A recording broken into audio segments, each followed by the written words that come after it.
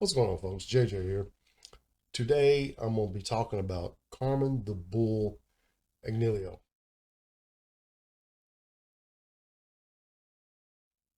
Um, but before I do, if you're new to the channel, if you've been here before and you hadn't hit that subscribe button yet, please take a moment, go down below, hit the subscribe button. I would greatly appreciate it. And at the end of the video, if you like this video, hit that thumbs up and please leave a comment.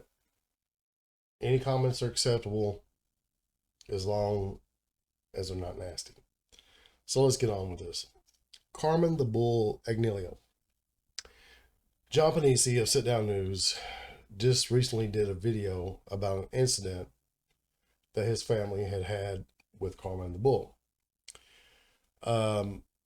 Supposedly, his cousin went with Peter Gotti to meet up to Marion to see John.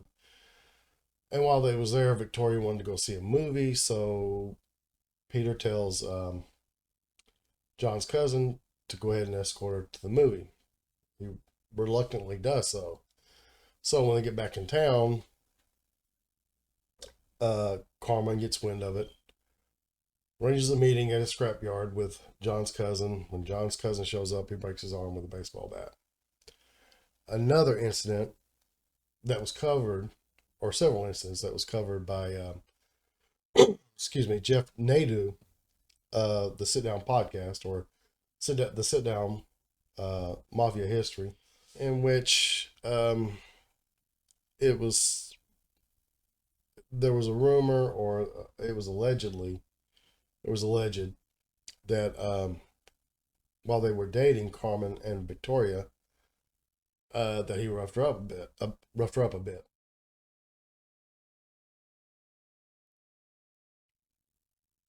John gets wind of it. He sends two guys to go over and quote unquote slaughter him, but don't kill him. So they give him a good beat down with axe handles, kick him. They end up shooting him in the ass. So we know that John doesn't like him, but for some reason he decided to give him a pass to live.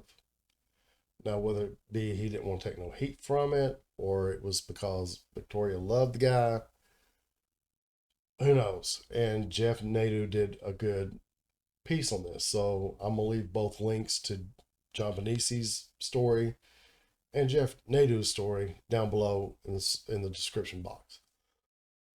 So here is where I'm going to inject my opinion. It's like we all have our opinions. I'm going to say that Carmine the Bull was one lucky person. Everybody talks about that John Gotti was a generous person. Evidently so, because he was still breathing.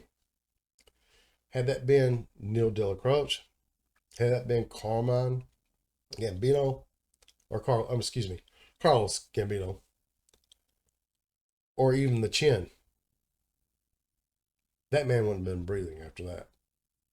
If he roughed up their daughters like that, he wouldn't have been breathing. They'd found him dead, or he just disappeared off the face of the earth. We do know that, according to reports, this guy was manic depressive, or he had some mental disorder. He was on medications. That would be another red flag with the old timers, because he's a loose cannon and could cause problems, bring a lot of heat on him. So that being said, the man is lucky. If you agree with it or disagree with it, please leave a comment below. I'm fixing to head on out. Check out Sitdown News with John Penisi. And check out, if you haven't checked out or subscribed to Jeff Nadu of the Sitdown, a Mafia History Podcast, go over to the channels, give them a subscription. They cover a lot of history in the Mafia. And with that being said, I'm fixing to head on out. A big shout out to one of my big supporters, Voodoo. Thank you, bro. A big shout out to the people who have subscribed to my channel here recently and from the beginning. I greatly appreciate it. I'm getting close to hitting 300 now. And I really didn't expect the channel to take off like it did, or grow traction like it did. I really do appreciate it. That being said, remember, when it comes to doing the right thing, when it comes to helping people out, when it comes to just being a good person, try it.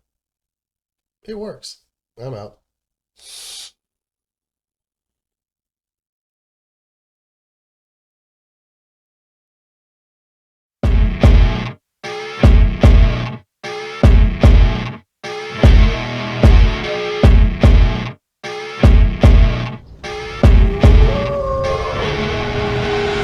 I see her rolling up, Uber black Cadillac.